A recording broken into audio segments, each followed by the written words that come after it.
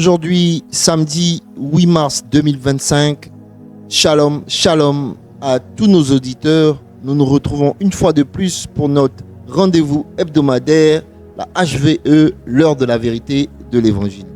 Nous aimerions saluer tous nos auditeurs qui nous suivent depuis les quatre coins du monde, depuis nos différentes plateformes, Facebook, YouTube, Instagram, TikTok, où nous sommes en direct, et tous ceux qui font partie de l'église Grâce sur Grâce, qui nous suivent depuis la radio La Voix Sainte.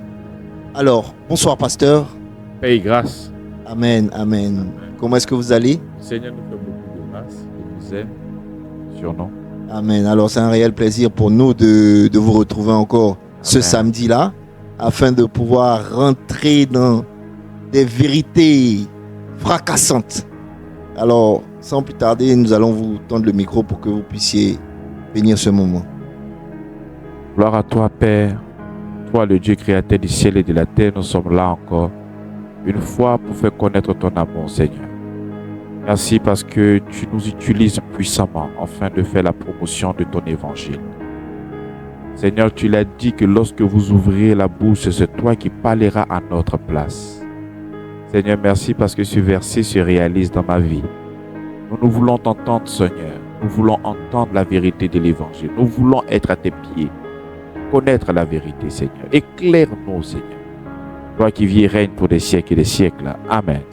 Amen, amen. Alors, comme je le disais à l'entame de l'émission, c'est un plaisir de nous retrouver en votre compagnie tous les samedis parce que nous savons que nous allons être remplis, nous allons être bénis, nous allons être éclairés. Alors, je pense que le week-end dernier, nous nous étions arrêtés sur les 5 mensonges. On avait délecté ce message avec beaucoup d'amour et beaucoup d'intérêt. Comme quoi, il y avait 5 mensonges qui pillaient le monde, tels que le premier mensonge, si je ne me trompe pas, le diable nous a fait croire que c'est la religion qui sauve. Voilà, alors que le seul nom qui sauve, c'est Jésus. Et le deuxième mensonge, je crois, c'était celui de nous faire croire que Dieu est toujours en colère avec nous. C'est ça.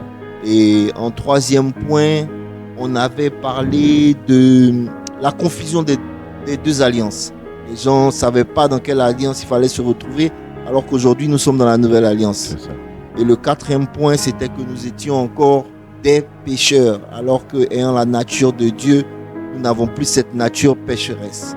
Et pour le 5e mensonge, on avait demandé aux auditeurs de rester en haleine, parce que ça allait être le combat spirituel. C'est ça. Voilà. Très, très bon résumé. Le Seigneur, par sa grâce, nous permet de pouvoir. Lorsque les lumières sont braquées sur notre Seigneur, la lumière nous éclaire. Parce que cette lumière nous éclaire, nous arrivons à voir aussi les mensonges. C'est ça. L'avantage, lorsque nous sommes éclairés, lorsque le Seigneur se révèle véritablement à nous, nous arrivons à voir la subtilité du diable et beaucoup de choses qui ne glorifient pas le nom du Seigneur. Aujourd'hui, nous allons parler du combat spirituel. Nous sommes là à notre quatrième, cinquième mensonge. Le 5e mensonge. Donc le diable utilise ici le combat spirituel afin de pouvoir servir. Dans cette génération, le diable vient essayer de nous faire croire que l'œuvre de la croix n'est pas parfaite. Et le diable viendra encore dans cette génération, là où la Bible est présente, toutes les vérités sont remplies dans les épîtres. Le diable viendra nous faire comprendre que lui, il a encore la capacité de malmener celui qui est en Christ. Le diable viendra encore sous la bannière du combat spirituel nous faire croire que nous devions le vaincre. Pourquoi? Parce qu'il est assez puissant. Il a donc la capacité de pouvoir nous détruire, de pouvoir nous engloutir. Venez encore dans cette génération, pendant que nous avons des hommes et des femmes engagés qui sont éclairés, la lumière du Seigneur, la vérité de l'évangile est véritablement construite dans le cœur des gens. Venez nous faire croire que le diable serait omnipotent, omniscient, qu'il peut tout, il peut tout, il n'est pas omnipotent. Bien-aimés, je pense que lorsque nous n'avons pas la bonne approche de l'évangile, lorsque nous ne connaissons pas véritablement c'est quoi ce combat spirituel, le diable va nous maintenir dans ce mensonge-là afin de pouvoir nous détruire. Déjà, lorsque nous sommes en train de parler du combat spirituel, cette expression combat spirituel n'existe pas dans la Bible. Mais lorsque je dis que le mot combat spirituel n'existe pas dans la Bible, je ne suis pas en train de dire qu'on ne peut pas trouver le concept. On peut effectivement trouver le concept d'un combat et non pas l'écriture combat spirituel. Lorsque nous fouillons la Bible, de Genèse jusqu'à Apocalypse, nous pouvons effectivement voir cette notion, et effectivement voir l'image du combat spirituel. Lorsque nous prenons déjà le combat, lorsqu'on parle de combat, c'est deux ou plusieurs individus qui sont armés pour pouvoir s'affronter. Et lorsqu'on parle de combat, il y a forcément un résultat. Et lorsque les deux individus sont présents, ou bien plusieurs personnes, ce sont des personnes qui sont armées. Et les armes que ces personnes-là ont, ce sont des armes offensives pour attaquer, pour détruire, pour tuer. Et lorsque nous parcourons effectivement la Bible, nous avons la notion du combat. Parce que nous avons ici deux mondes qui sont opposés. Nous avons le monde de la lumière et nous avons le monde des ténèbres. Donc lorsque nous voyons les deux mondes qui sont présents, le monde des ténèbres et le monde de la lumière, ce sont ces deux mondes-là qui sont.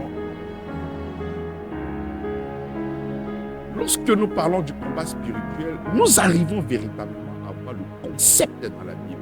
Je peux aller plus loin. Et là, je serai obligé d'appeler David à m'aider véritablement à illustrer cette histoire. Appeler David pour illustrer cette histoire. Nous sommes en train de parler de combat.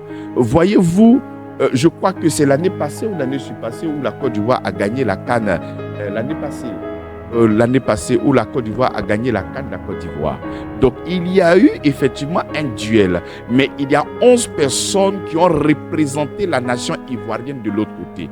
Donc à chaque fois que la Côte d'Ivoire marquait, c'est l'ensemble de tous les habitants de la Côte d'Ivoire qui venaient de marquer, quoique il y a seulement que 11 personnes sur le terrain de football. Donc il y a aussi dans le combat la représentation. Moi je suis ivoirien, on peut avoir un combat de boxe. Il y a l'adversaire qui est ivoirien, qui représente tout un peuple, toute une nation. Il y a peut-être aussi le Mali qui est là, qui représente aussi tout un peuple et toute une nation. Donc si la Côte d'Ivoire gagne le Mali, si le représentant gagne le Mali, c'est toute la Côte d'Ivoire qui ne pourra que sauter, qui ne pourra que jubiler, quoique le reste des concitoyens n'ont pas été au front. Mais nous avons un représentant légal, le représentant de cette nation qui va combattre pour nous. Et nous pouvons seulement que nous identifier au travers de cette personne. J'ai convoqué ici David, pourquoi? Parce que cette histoire s'est passée dans le livre de Samuel. Nous avons ici le peuple de Dieu, le peuple Israël, et nous avons ici les Philistins. Le peuple Israël s'est présenté au nom de David. Et les Philistins s'est présenté, il y a Goliath qui est venu représenter les Philistins. Donc nous avons deux nations. Nous avons les Philistins et nous avons le peuple de Dieu, les Juifs. Et nous avons maintenant deux représentants. Pour les Philistins, c'était Goliath. Et pour le peuple de Dieu, c'était David. Donc voici le combat. Si jamais Goliath gagne, ce sont les Philistins qui ont gagné. Mais si c'est David qui gagne, c'est le peuple juif qui a gagné. Donc les deux étaient au combat. Les deux étaient les représentants de chaque nation, de chaque peuple. Lorsque David a vaincu Goliath, même si les Philistins étaient nombreux, même si les Philistins étaient peut-être 7 milliards d'habitants et que le peuple juif était seulement que de 10 ou 20 personnes, nous savons déjà que le combat a déjà eu lieu et c'est le peuple juif qui a gagné le combat. Donc ils ne peuvent pas encore revendiquer, ils ne peuvent pas encore poursuivre une quelconque guerre ou un quelconque combat. Pourquoi? Parce que les deux représentants ont représenté nos nations. C'est celui qui gagne, qui ramène la victoire en son peuple. Donc si Goliath est tombé, je crois que ce qui reste à faire, c'est que les Philistins doivent battre en retraite. Si c'était David qui avait perdu, je crois que le peuple juif allait battre aussi en retraite. Mais lorsque nous sommes en train de parcourir l'Ancien Testament, nous portons toujours notre regard, nous portons toujours notre lunette qui est à la recherche de Christ. Donc lorsque nous voyons Goliath et que nous voyons David, David c'est le type du Christ. Donc quand nous rentrons dans la typologie, nous savons que David c'est le type du Christ.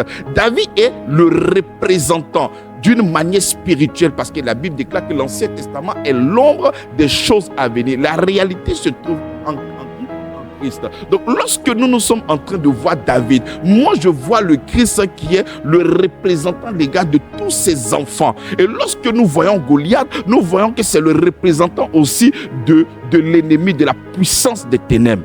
Alors la Bible nous fait comprendre que Jésus a effacé l'acte et les ordonnances qui subsistaient contre nous. Il a dépouillé à la croix, il a détruit, il a anéanti toutes choses. Donc effectivement, il y a eu un combat. Et quel était ce combat? C'était le royaume des ténèbres et le royaume de la lumière. Et les deux représentants, c'était le Seigneur Jésus-Christ et le diable qui était là. Mais les deux se sont affrontés. Mais qui a gagné?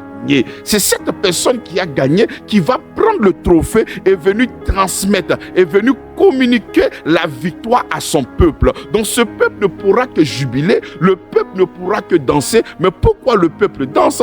Parce que nous avons la victoire. Donc ces personnes ne pourront que jubiler, ces personnes ne pourront que célébrer, ces personnes ne pourront que danser. Donc lorsque nous sommes en train de parler du combat spirituel, je dis que nous pouvons effectivement voir le concept.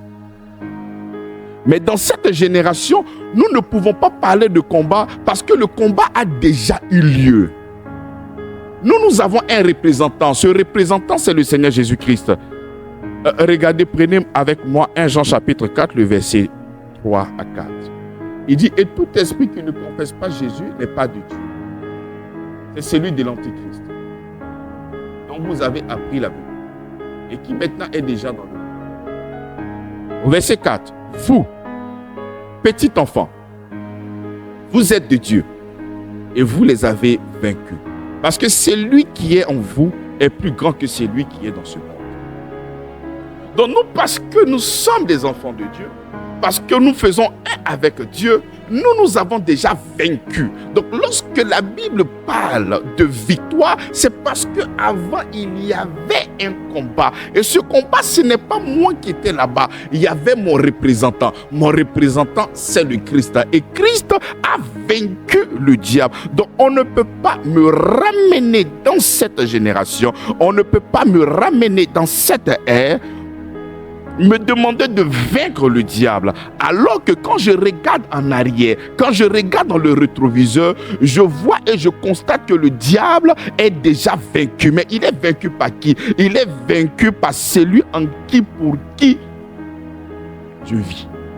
Donc il me transmet, il me communique sa victoire. Donc aujourd'hui, moi je ne porte que la victoire de Christ en moi.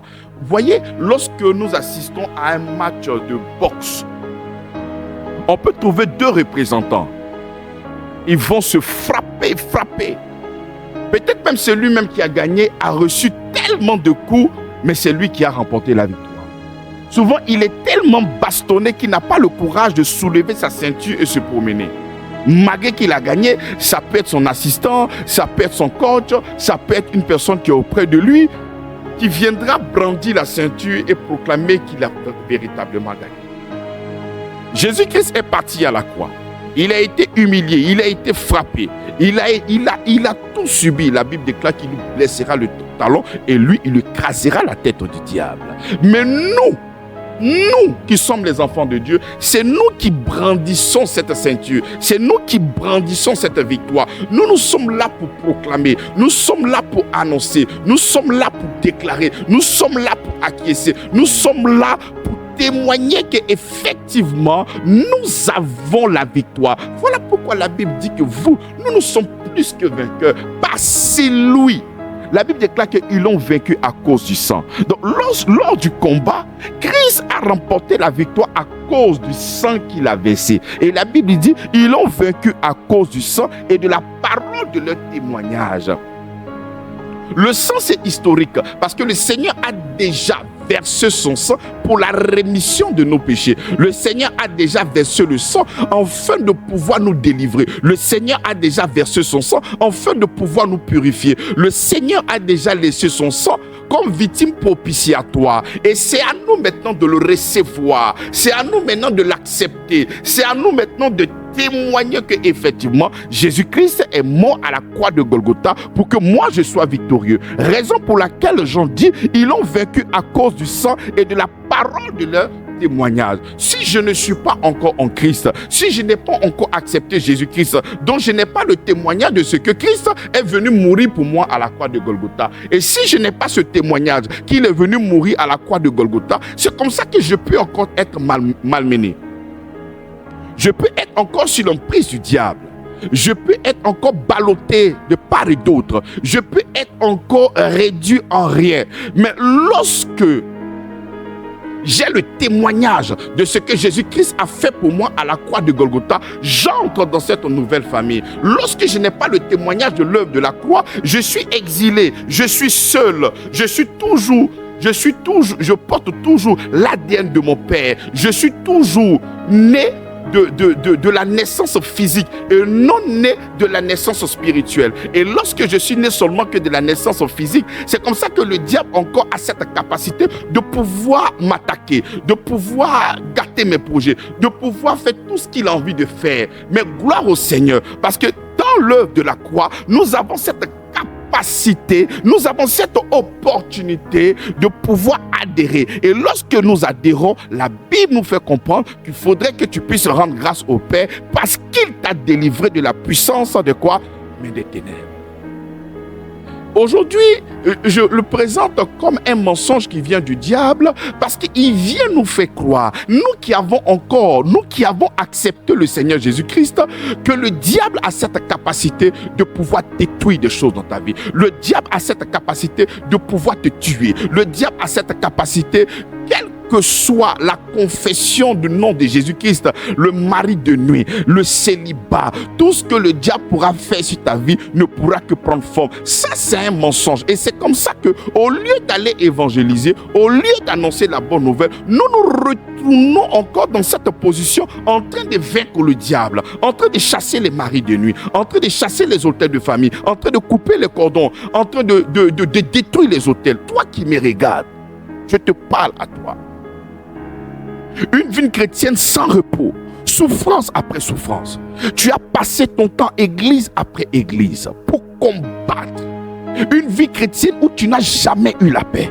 Tu parles de Jésus-Christ, mais dans le tréfonds de ton cœur, il n'y a que pleurs et souffrance. Tu n'arrives même pas peut-être à dormir là où tu te trouves. Parce que tu passes ton temps à te battre. Matin, midi et soir, tu te bats.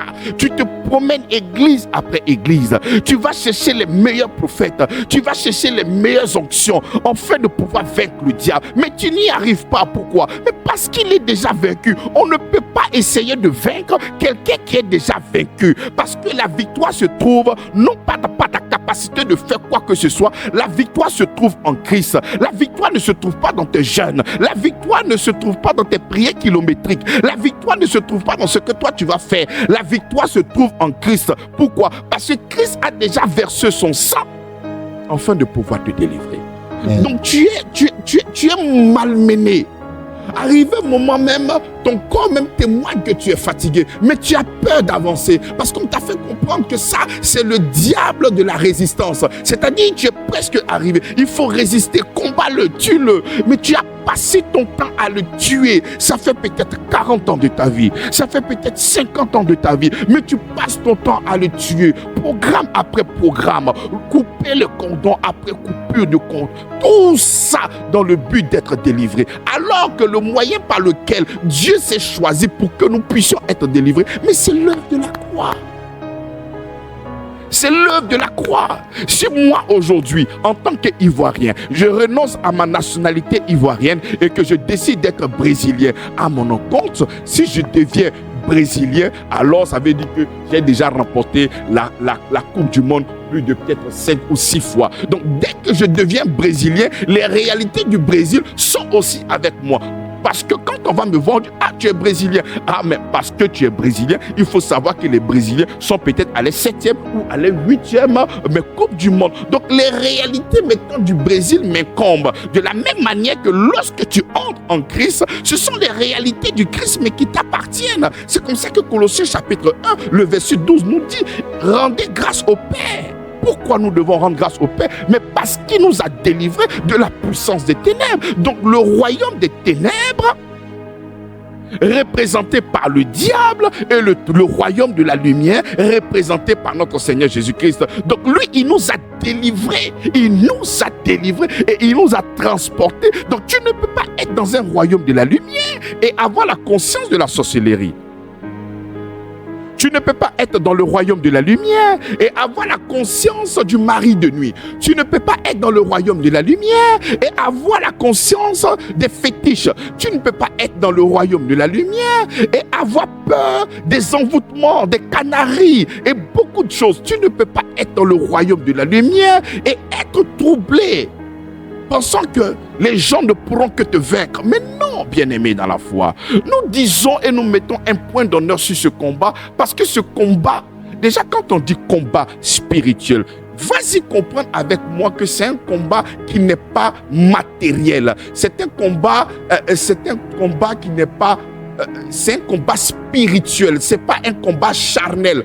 C'est pas un combat temporel. C'est un combat qui est spirituel, qui n'a rien à voir avec ce que nous pouvons voir, de ce que nous pouvons toucher ici. C'est un combat qui est typiquement spirituel. Donc lorsque tu viens avec les balais, mais comment est-ce que tu vas balayer un spirituel? Comment tu vas balayer un esprit? Lorsque tu viens avec des couteaux, lorsque tu viens avec des savons, lorsque tu viens avec toutes ces petites choses-là, mais comment est-ce que toi tu pourras être délivré avec le matériel qui est dans ta main?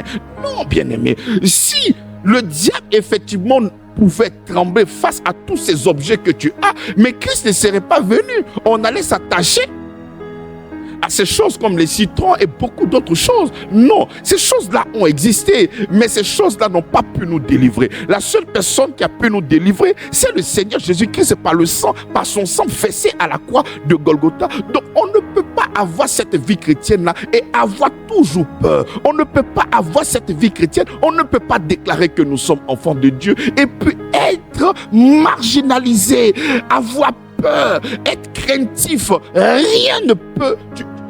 Même la parcelle de terre que tu as au village, tu as peur de te rendre là-bas pour construire. Même le champ qu'on t'a donné au village, tu as peur de retrouver là-bas. L'héritage de ton père, tu n'as pas jusqu'à présent utilisé. Pourquoi? Parce que tu as peur que les gens puissent t'ensorceler. C'est-à-dire aujourd'hui, à cause de la conscience de la sorcellerie, il y a des choses mais qui t'appartiennent dont toi-même tu as peur.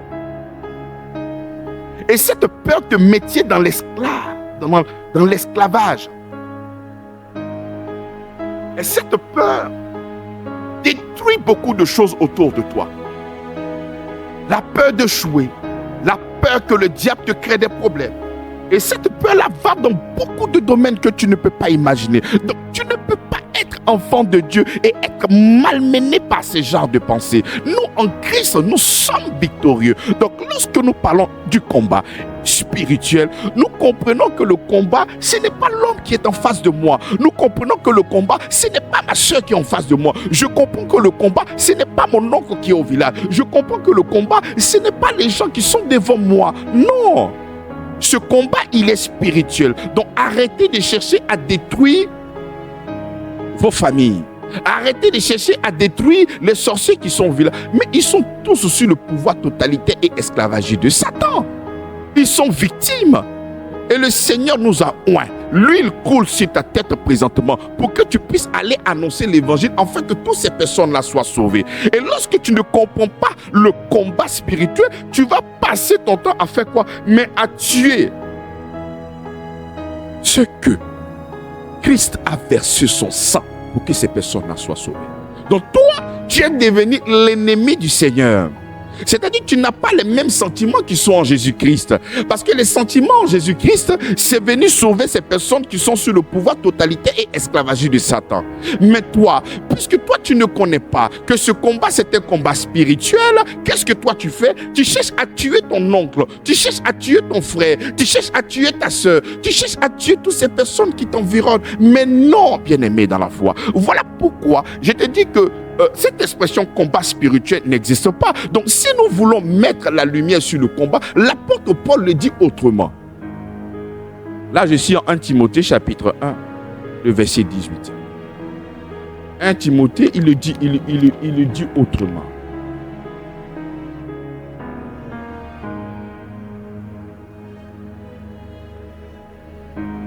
Timothée chapitre 1. Il dit, le commandement que je t'adresse, Timothée, mon enfant, selon les prophéties faites précédemment à ton sujet, c'est que d'après elles, tu combattes le bon combat. Donc, voici comment est-ce que l'apôtre Paul fait sa démarche. Donc, il ne dit pas tout de suite le combat, mais il dit le bon combat. Et quand il met le bon combat, quand il met un adjectif, il appelle le bon combat. Il ne faudrait pas que tu te méprennes pour que tu puisses utiliser le faux combat. Parce que le véritable combat semble avoir même un adjectif qualificatif derrière. Le combat, effectivement, Christ l'a déjà.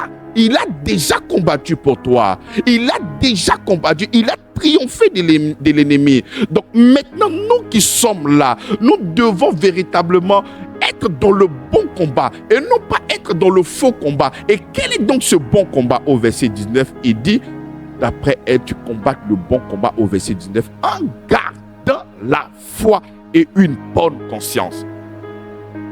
Aujourd'hui, par l'œuvre de la croix, par tous ces épîtres, par tous ces révérends, ces pasteurs, ces docteurs, nous arrivons à vous faire comprendre que l'œuvre de la croix, elle est parfaite, elle est totale, elle est achevée, elle est complète. Que l'œuvre de la croix répond à tous les défis. L'œuvre de la croix répond au mari de nuit. L'œuvre de la croix répond à la malédiction générationnelle. L'œuvre de la croix répond à la mort subite. L'œuvre de la croix répond aux envoûtements. L'œuvre de la croix va dans les moindres détails et répond à tout défi. Christ prend la forme de ce dont tu as besoin. Et nous avons véhiculé ce message. La Bible est là pour construire notre foi. Ce message-là est construit tout autour de ton cœur. Et lorsque une autre personne vient, la personne vient te dire que malgré que toi tu as accepté le Seigneur Jésus-Christ, il aura toujours un mari de nuit dans ta vie. Tu auras tant, tu vas mourir vite, tu vas mourir avant ton âge, tu ne pourras pas réussir. La malédiction générationnelle de la famille sera toujours sur toi. Et lorsque tu laisses cette parole-là pénétrer dans ton cœur, tu ne peux pas en même temps garder deux paroles dans ton cœur.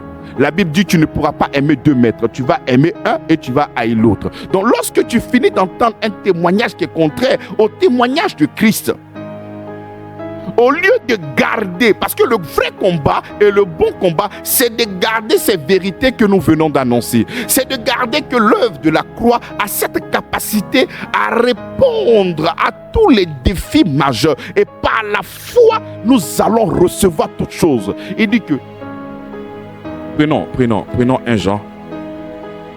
1 Jean chapitre 4.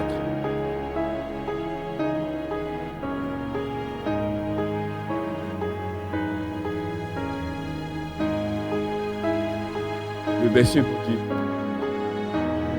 c'est notre foi qui a triomphé. Triomphé de tout.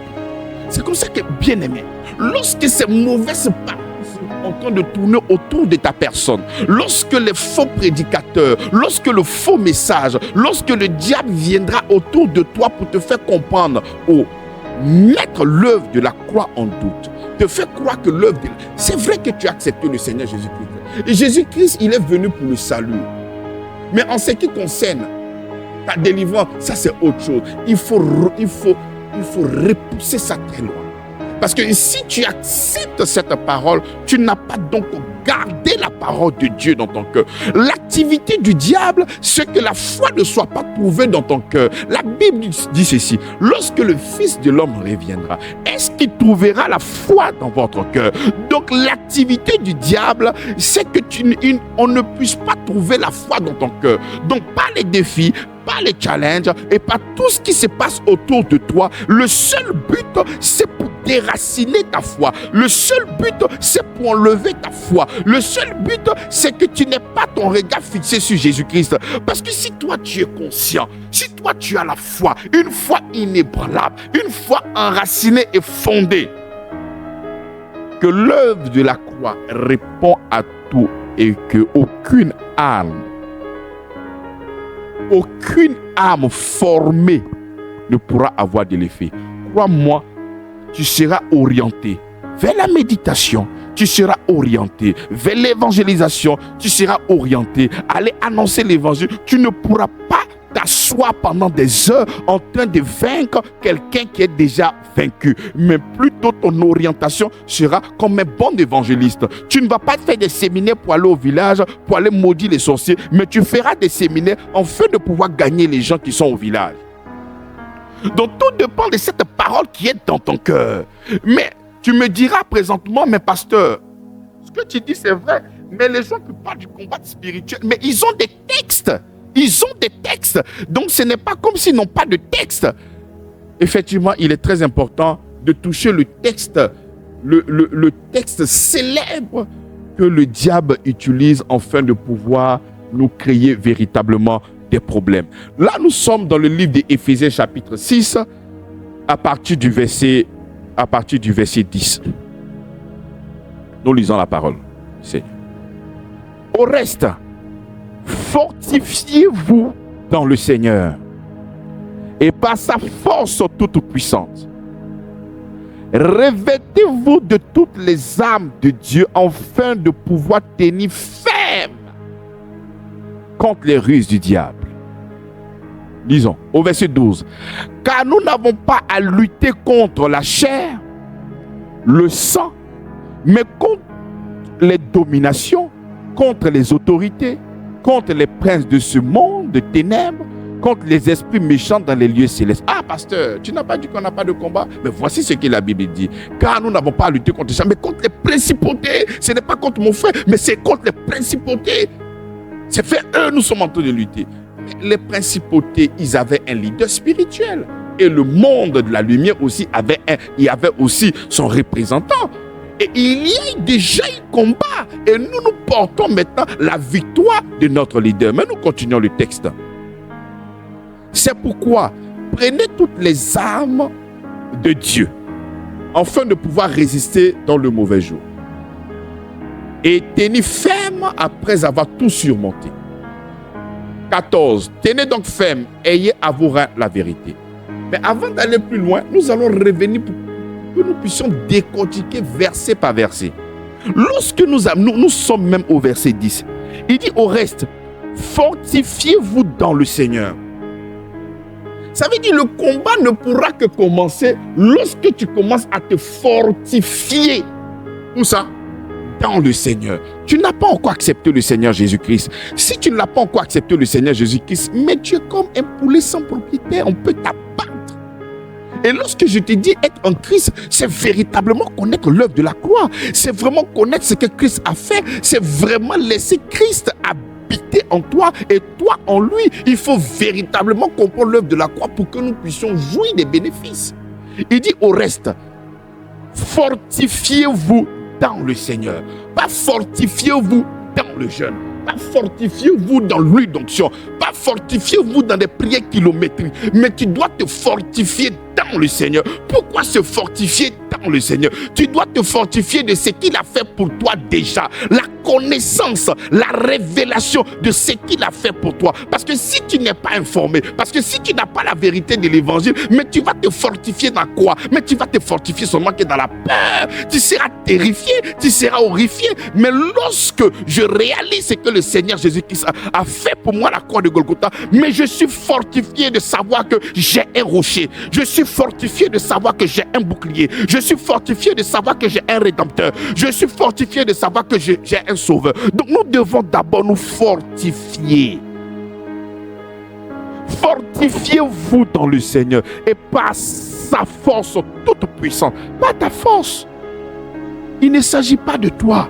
Lorsque nous sommes en train de parler de ce combat que je vais véritablement décortiquer, que plusieurs personnes s'asseyent dessus afin de pouvoir briser les maris de nuit, couper les cordons ombilicaux, s'élever contre les démons qui sont au Carrefour, les démons de Angré, les démons d'Abidjan, les démons de Las Palmas, les démons de l'Afrique, les démons du continent, le démon de la planète.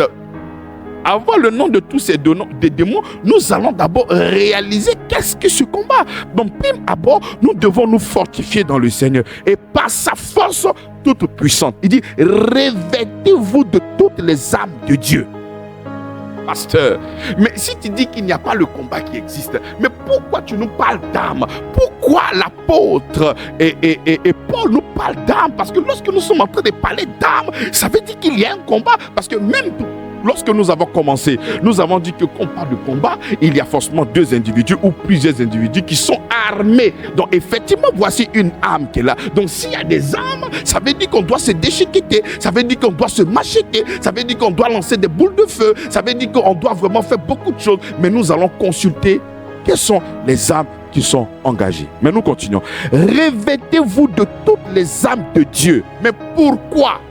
Déjà, on te demande de te revêtir quoi? De toutes les armes de Dieu. Mais pourquoi? Pour tuer? Pour mettre le feu? Pour attacher le diable? Pour le ligoter? Pour l'enchaîner? Pourquoi? Tu dois prendre les armes de Dieu. Et si je prends les armes de Dieu, qu'il y a peut-être des flèches, effectivement, c'est pour flécher le diable. S'il y a des machettes, effectivement, c'est pour découper le diable. Mais quelles sont ces armes et pourquoi? Il dit, revêtez-vous de toutes les armes de Dieu afin de pouvoir tenir ferme contre les ruses du diable. Donc, nous voyons que les armes que le Seigneur nous donne, c'est pourquoi? C'est pour tenir ferme. C'est pas pour attaquer. Donc, les armes, c'est pourquoi? Tenir ferme. Donc déjà, si nous devons utiliser ce verset afin de pouvoir attaquer, ce verset ne nous donne pas une aisance de pouvoir attaquer. Ce verset ne nous donne pas cette aisance-là de pouvoir déchirer. Ce verset ne nous donne pas cette aisance-là afin de pouvoir détruire. Ce verset ne nous donne pas cette aisance-là de pouvoir faire ce que nous avons envie de faire. Il dit, ce verset nous dit, afin de pouvoir tenir ferme, pour ne pas que je puisse tomber, pour ne pas que je puisse vaciller, afin que je sois enraciné et fondé. Il dit, afin de tenir ferme contre toute ruse du diable. Dans d'autres versets, contre tout mensonge, du quoi? Mais du diable. Il dit, contre les ruses du diable. Donc, je résiste à quoi? Aux ruses. Au feu du diable. Ruses. Comment on appelle, au mari de nuit du diable, Mami Wata du diable, Dame Sabot du diable, au démon de, comment on appelle, de Lucifer, le démon de la Côte d'Ivoire. Non, il dit ruse. Ruse, c'est quoi? C'est le mensonge. Il y a eu un combat dans le jardin d'Éden. Et quel était ce combat? Adam n'a pas pu garder la parole de Dieu dans son cœur. Il a écouté les ruses du diable. Non, mais viens-y. Va manger l'arbre de la connaissance du bien et du mal. Non, ça ne va rien te faire. Voici le combat qui est là. Au lieu de garder la parole du Seigneur, et quelle était cette parole? D'aller manger l'arbre de la vie. Va manger l'arbre de la vie. Donc c'est cette parole-là qui était sur la plateforme de ton cœur. C'est cette parole qui devait garder. Donc le combat spirituel pour Adam, c'était de garder la parole du Seigneur dans son cœur et de ne pas se détourner. Mais qu'est-ce qu'il a fait? Le diable, il est venu avec quoi? Des machettes. Il est venu avec le feu. Il est venu avec quoi? avec la ruse. Et c'est comme ça qu'aujourd'hui, dans cette génération, il ne vient pas avec les machettes, il vient encore avec quoi? La ruse. La Bible va plus loin en disant, il se déguise en l'ange de lumière. Il paraît comme une lumière, mais c'est un menteur. Lorsqu'on pose la question à Jésus, Jésus, tu es notre maître. Nous sommes très pauvres, on n'a pas de connaissances. Aide-nous, parle-nous du diable. Révèle-nous qui est ce diable, parce que nous avons besoin d'avoir l'information sur lui. Il dit, mon fils Avi, l'information que tu dois savoir du diable, c'est que c'est un menteur. Il ment. Même quand il parle, à partir de son intérieur, il ment. Il ne se tient pas dans la vérité et il est le père du mensonge.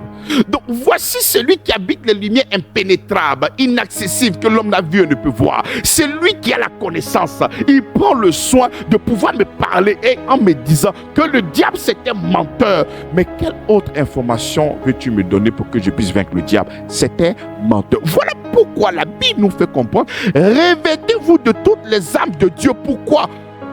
Afin de pouvoir tenir ferme contre les ruses du diable. Parce que quand le diable arrive, il vient pour te mentir. Le pasteur a dit que toute âme forgée contre toi est nulle et sans effet. Il ne faut pas te lever, tu vas commencer à combattre. Tu vas mourir. Hein? C'est le pasteur là que tu as écouté. Lève-toi, combat, combat. Bon, tout compte fait, si le Seigneur, il est mort à la croix, il n'est pas mort à la croix. Mais qu'est-ce qui t'empêche de combattre? Lève-toi et combat, combat, combat. Le problème, lorsque tu es en train de combattre, tu ne crois pas que Christ a déjà fait pour toi la croix. Parce que si tu croyais, Père, je te rends grâce, parce que je sais que ma vie est cachée entre tes mains. Aucune personne n'a cette capacité de venir me ravir dans tes mains. Parce que tu as la capacité de pouvoir garder, de pouvoir me garder dans tes mains. Je ne lève pas des prières pour que tu puisses me protéger, mais pour bénir ton nom, Seigneur. Pourquoi? Parce que je sais que tu me gardes toujours. Tu n'as pas besoin de ma prière pour me garder, parce que je sais que tu es un Père consciencieux. Je sais que tu es un Père rempli d'amour et de grâce. Et je sais que tu me gardes toujours. Tu n'as pas besoin de ma prière avant de me garder, parce que tu es un Père rempli de grâce et d'amour. Ça, c'est la parole de foi. Parce que tu as gardé cette parole dans ton cœur. Le diable a tout fait pour enlever cette parole, mais tu as gardé la foi. C'est ça le bon combat de la foi. Et lorsque nous n'avons pas cette orientation, nous nous détournons. Et lorsque tu te détournes, le diable t'a eu. Et c'est comme ça que tu commences à réarmer le diable dans ta vie. Il va commencer à te terrifier dans tes rêves. Il va commencer à te poursuivre dans tes rêves. Et quand tu vas voir quelqu'un qui te poursuit, le pasteur n'a pas dit qu'il était déjà délivré, mais on me poursuit encore. Même si on te poursuit, lève-toi et dis que tu es un menteur. Parce que Christ m'a délivré. Et parce que Christ m'a délivré, aucune personne ne pourra m'atteindre. Et quand tu vas finir de faire cette prière, tu ne le verras plus dans ta vie au nom de Jésus-Christ. Amen. Et nous continuons. Il dit, pour tenir ferme contre les ruses du diable. Donc avant de continuer, il faudrait que nous puissions enregistrer pour tenir ferme contre les ruses du diable. Parce que voici la clé de Éphésiens chapitre 6. Si tu as loupé contre les ruses de ce diable, mais il t'a déjà eu. Parce que tu ne peux pas savoir. Mais qu'est-ce qu'il en est vraiment? Je crois qu'il est 44. Et nous allons poursuivre notre numéro le samedi prochain. Nous allons laisser l'opportunité aux auditeurs de nous appeler. Amen, amen, amen, amen. Alors oui, nous sommes à la deuxième partie de l'émission. Pour ceux qui sont à l'écoute en ce moment, qui nous suivent sur la radio et sur les réseaux, c'est votre moment. Le standard est ouvert. Vous avez sûrement besoin de poser des questions face à ces vérités accablantes afin d'éclaircir votre lanterne. Alors appelez le 01 01 01 43 13 ou le 07 01 01 43 13. Alors nous rappelons que nous sommes à l'heure de la vérité de l'évangile, une émission d'évangélisation et d'enseignement de la sainte doctrine réalisée par l'église Grâce sur Grâce, présentée par le pasteur Avi Patrice, diffusée par la radio La Voix Sainte, la 88.3. Alors pasteur, c'était vraiment quelque chose de sérieux. Je me rappelle que vous avez demandé aux auditeurs de rester connectés, mais c'était chaud ici dans ce studio. C'était chaud dans ce studio. Alors, nous rappelons rapidement le numéro de téléphone, le 01 01 01 43 13 ou le 07 67 69 94. Le standard est ouvert pour tous ceux qui ont besoin d'appeler. Alors nous allons rappeler rapidement la situation de l'église Grâce sur Grâce. L'église Grâce sur Grâce est située à Toban au quartier Caen, à Zinsou 3. Et nous rappelons que l'église Grâce sur Grâce est porteuse de l'amour inconditionnel de Dieu et de l'œuvre totale, parfaite, complète, achevée de Christ à la croix. Le programme de l'église Grâce sur Grâce, tous les dimanches de 9h à 12h, un culte d'adoration et de célébration. Les mardis, prière de proclamation dénommée 100% exaucement de 18h30 à 20h30. Les mercredis sont les jours de réception du pasteur de 8h à 18h. Le jeudi, programme de délivrance par la parole de 18h30 à 20h30 au temple de Grâce sur Grâce. Et tous les premiers vendredis du mois, une mini-veillée de 20h à minuit. Alors, pasteur, nous allons revenir rapidement sur certaines vérités que vous avez dites pendant que vous étiez en train de donner ce message. Alors, ce que je comprends, ça voudrait dire que c'est la mauvaise information qui nous fait demeurer dans ce mensonge de combat spirituel avec des machettes, des purigeois et tout ça. Déjà, il est très important, lorsque j'étais en train de prêcher et je voulais donner un verset, je n'ai pas pu donner le verset parce que j'avais oublié la référence. C'est 1 Jean chapitre 5 à partir du verset 4 à 5. Je lis. Parce que tout ce qui est né de Dieu triomphe du monde. Et la victoire qui triomphe du monde, c'est notre foi. Qui est celui qui a triomphé du monde? Sinon, celui qui croit que Jésus est le Fils de Dieu. Amen. Donc, parce que nous sommes en Christ et nous sommes victorieux. Et c'est notre foi qui a triomphé au nom puissant de notre Seigneur Jésus-Christ. Alors, tu sais que le diable, il ne se décourage pas. Il va utiliser l'un des fruits du Saint-Esprit, qui est la persévérance. C'est-à-dire, malgré que tu as accepté le Seigneur Jésus-Christ, mais il continue parce qu'il cherche à te détruire, il cherche à vouloir te faire du mal. Il veut vraiment te voir, il veut te faire regretter, il veut te mettre en doute. Tu vois, c'est le même combat, il n'y a rien de nouveau. Ce qui s'est passé dans le jardin d'Éden, c'est ce qui se passe présentement. Adam et Ève, ils étaient dans le jardin, ils étaient vraiment à l'aise. C'est eux qui ont nourri, c'est eux qui ont nommé les animaux. Ils avaient tout, ils étaient Dieu sur la terre. Mais le diable a pu créer un manque dans leur cœur. Si vous mangez de cette table, vous serez comme Dieu. Et c'est comme ça qu'aujourd'hui, mais les apôtres, mais lorsqu'ils ont fait les épîtres, mais ils n'avaient pas mis un point d'honneur sur le diable. Ils n'ont que parlé de l'œuvre de la croix, de notre délivrance, de notre restauration. Et regardez Romains chapitre 8. Gloire soit rendue au Père qui nous a délivrés. Il n'y a donc maintenant aucune condamnation.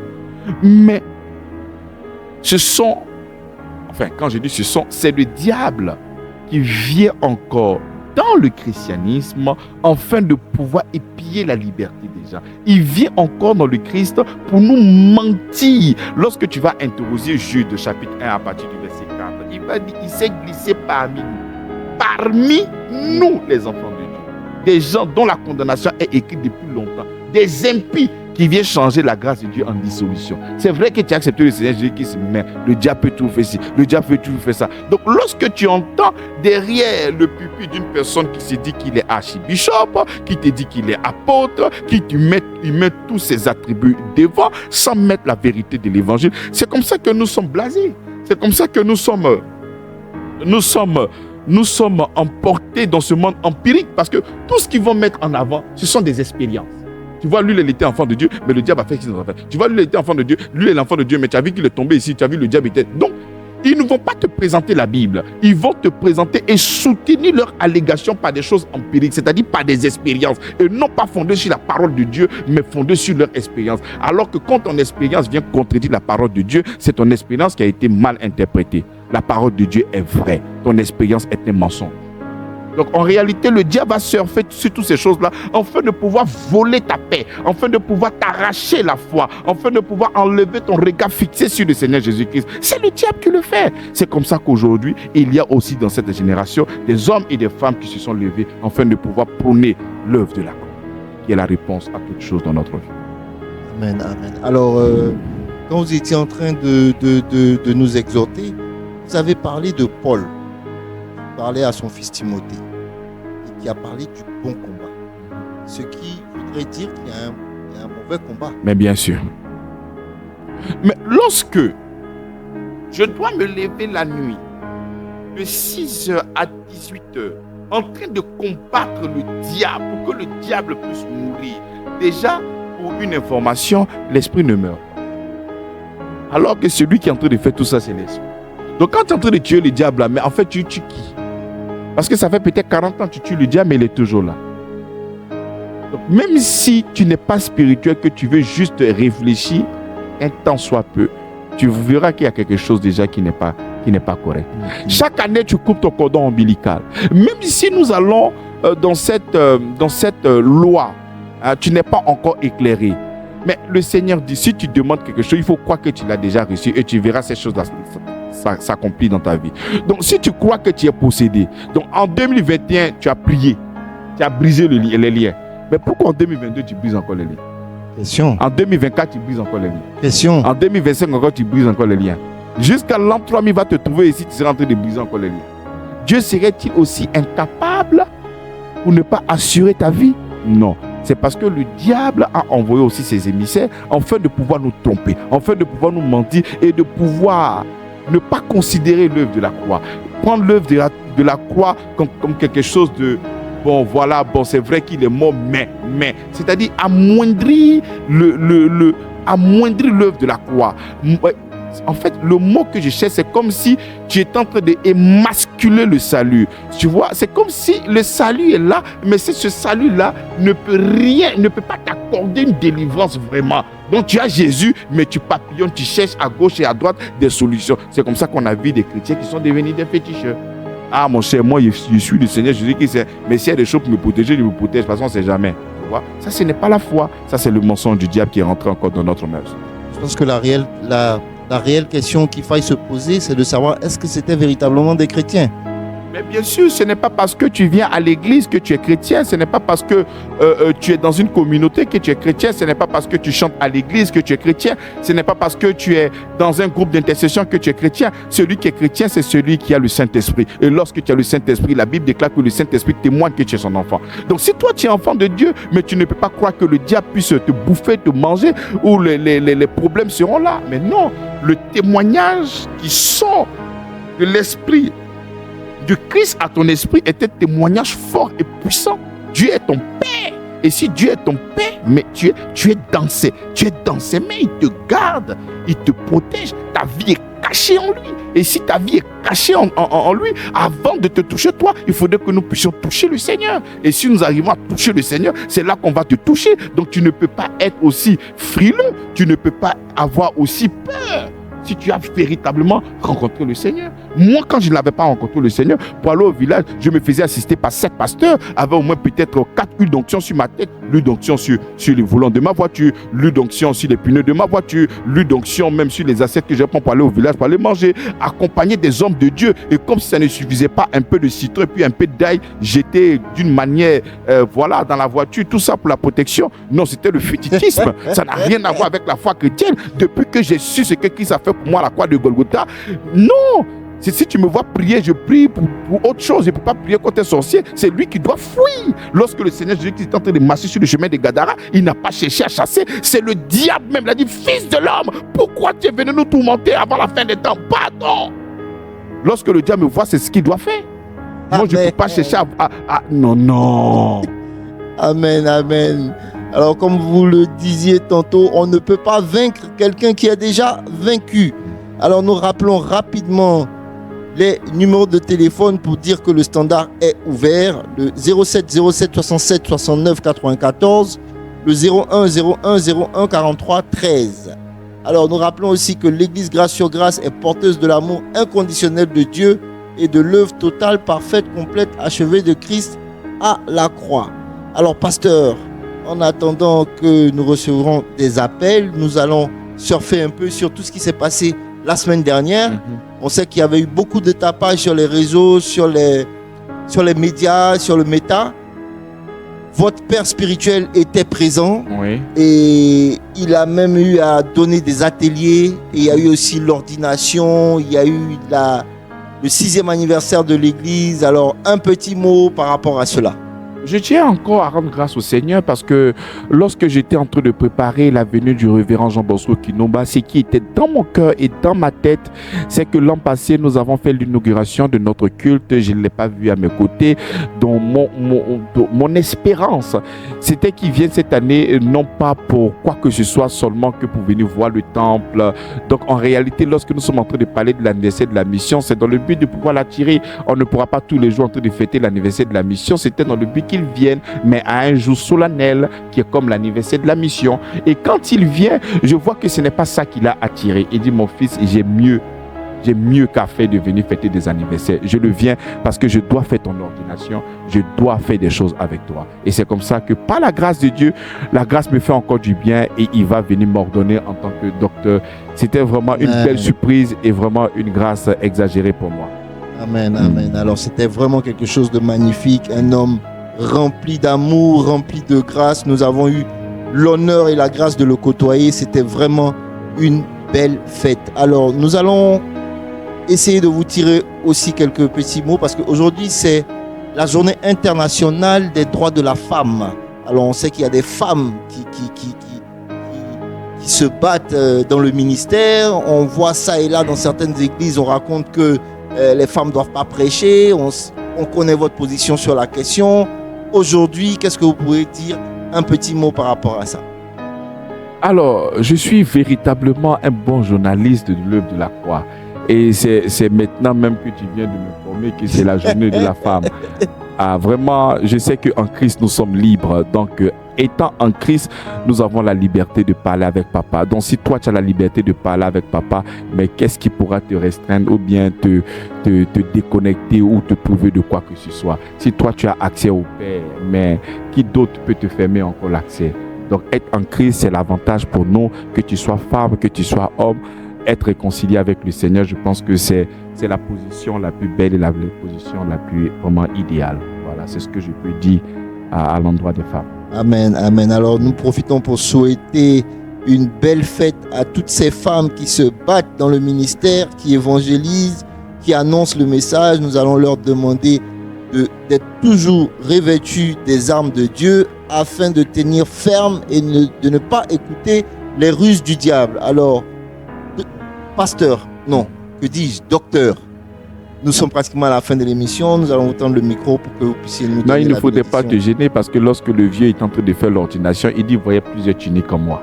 D'accord. Voilà, D'accord. Sinon tu peux aussi m'appeler apôtre, il n'y a pas de problème. C'est la grâce de Dieu.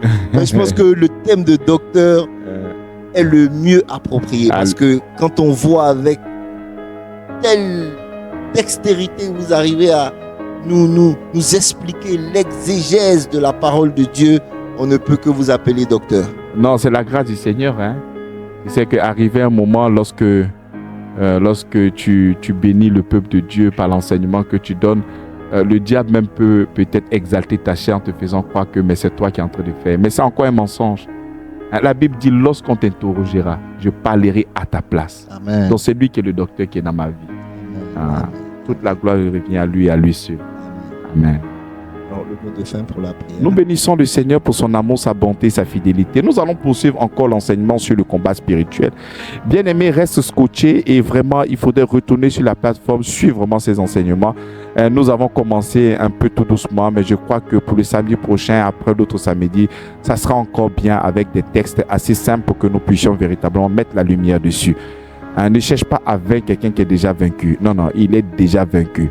De la même manière que tu ne peux pas chercher à vaincre Mohamed Ali parce qu'il est déjà parti, il est déjà tombé. C'est comme ça que tu ne peux pas chercher à vaincre le diable parce qu'il est déjà mort.